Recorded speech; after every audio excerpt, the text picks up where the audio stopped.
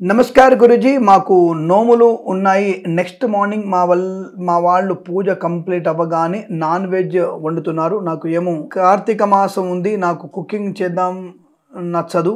కార్తీక మాసం దీక్ష చేస్తూ non veg అంత వంట చేయొచ్చా? ఇది ఏమైనా తప్పే కదమ్మా. ఒక జీవిని హింసించినటువంటి దాన్ని మీరు వండుతున్నారు, తప్పు చేస్తున్నట్టే కదా. కార్తీక మాసం అంటే పరమ పవిత్రమైన దీక్ష.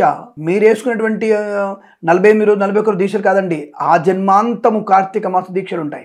అటువంటి పరమ పవిత్రమైన కార్తీక మాసంలో మాంసాహారాన్ని ముట్టుకోవడమే దోషం.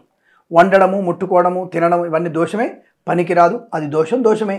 మరి ఏం చేయాలంటే, తినవాళ్ళు తింటున్నారు కదా, పక్కవాడు తింటున్నాడు, ఆ పక్కవాడు తింటున్నాడు, మేము తింటే ఏమవుతుంది? అది భగవంతుడు తెలుస్తుంది. మన శరీరంలో ప్రాణం పోయిన తర్వాత తెలుస్తుంది మనకి అక్కడ ఏమవుతుంది అనేది. అంతవరకు తెలియదు ఎవరికి కూడా.